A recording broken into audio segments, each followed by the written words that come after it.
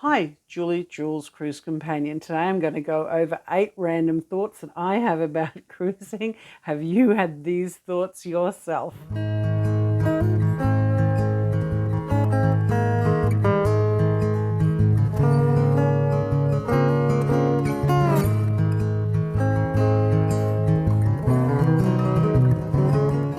When you're going on a cruise, how much do you pack? Don't overpack, don't make your life miserable. What I always suggest is you pack your suitcase, which is roughly about 20 kilos, enough for 3 or 4 days, because any cruise that's longer than that, you'll be able to wash your clothes in your bathroom or send it away to the laundry. Don't overpack. Pack your suitcase, unpack your suitcase, halve everything, then repack. And you probably have enough to last you 7 days or 10 days. All you need is a combination of 4 sets of clothes that you can rotate, mix and match. Pretty magical. Don't overpack. One of the other thoughts I have about being on a cruise ship is when you are offered so much food, and it's often food that you might not normally have chosen, nibble everything. Have a try of something that you don't normally eat. You may like it. If you don't like it, you can ask for something different, but at least you've given it a go. One thing I haven't seen on the last few ships is escargot. Not my favourite, but I know a lot of people have experienced eating snail on cruise ships and then have discovered that they really like it. The texture and nibble everything, have a go at all the foods that you might not have normally eaten because it's already in the fare. If you don't like it, ask for something else. When you're on a cruise, it often has an itinerary of different ports. And if you've never been to that port before, always get off at the port. If you've done that same itinerary 5 or 6 times, you might not have to get off on the port. You might have a day on the boat when everybody else is away, and so you can have the whole boat to yourself almost. But if you are on an itinerary and you've never been to that port before, always get off and explore the port. Whether you do an excursion that's with the boat, with the ship's company, or you hire your own, or just get somebody that was touting on the pier, whatever. Enjoy the experience because you might never be there again. If you get to a port, get off the ship and have an explore. When you come onto a cruise ship, it's not uncommon to be confronted with the photographers. They're a third-party provider that are employed to take photos of you embarking, disembarking, on dress-up nights, on theme nights. They pose you and it's just a magical, wonderful experience. And they're very talented in the way that they do their craft. You do not have to purchase the photos. Have a few photos taken, but you don't purchase them. That is okay. Don't feel obliged to buy the photos, guilted into it. Sometimes they have mascots and that type of thing, and people dress up and they have a little sign about which port that you're on, so that you have a little souvenir evidence that you were at a particular port.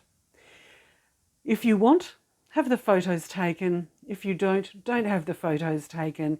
Purchase them if you want. Sometimes you can buy it in packages. Sometimes you can just buy 1 or 2 and that's in your budget, absolutely fine. But photos are one of the things that you can do on a boat that just makes it a really fun experience. When you're on a cruise ship, it has elevators. Normally, there are definitely going to be 2. Often there's going to be 3. One in the forward, one in the aft, the back, and one in the midship. So what you can do is people with limited mobility and stuff and children, they will use the lift. But there are things, ancient graded steps that you can use called a staircase. I don't use the staircases as much as I should because I've got dodgy knees and that's my excuse. There are stairs on a ship, so if you want to keep a little bit fitter while you're on your holiday, on your cruise, you can use the stairs. You don't have to be allergic to stairs like I am. Another random thought I have, and I always mention to people, at the end of your cruise, you've had a fabulous time, you've let your guard down and you're relaxed. It's really important to do a final sweep of your room to make sure that you've taken everything out of the safe, everything out of the drawers. You don't want to leave anything that's really important behind if you've bought some magic souvenirs or some photos. On that last morning, one person be responsible to do the final sweep of all of the cupboards, under the bed, in the fridge, in the safe, in the safe. Can I just say the most important place is in the safe. So many comments on social media about, if anybody's on the next cruise, can they look out for my ex? If the stateroom steward finds that you have left things behind, they will collect them and give them to security. There is a process for that, but somebody has to be responsible for that last sweep on that very sad last day of disembarkation when you are going back to your normal life. Another one of the random thoughts that I always have when I'm talking to people about cruising is participate. Participate in everything. And I'm really into trivia. But I have to remember, trivia is for the laugh, it's not for the win. I have been in trivias where people have got so serious that it almost became a pugilism sport. It really became a very tense environment, especially when people take it a little too seriously, and maybe the person running the trivia may have a language other than English and does not necessarily pronounce words in a similar way to other people, and so the questions get a little confused. I have been in situations where I've witnessed almost mutiny over a trivia presenters. So trivia is for laughing. Trivia isn't for winning. And if you do win, that's good, because you might get something random like a glasses case from P&O that we call a hamster coffin, or those plastic drink cup mats or something of that nature. Check myself. Trivia is for fun, it's not for winning. My last thought is gamble responsibly, and that goes for the casino and that goes for bingo. But the magic thing about bingo is, especially on a longer cruise, the bigger the jackpot gets at the end. Serious bingo goers will go every single day to bingo and they will try to win the jackpot. But often the last day is going to be the bigger jackpot. So people that haven't gone to bingo over the course of the cruise will go there on the last day.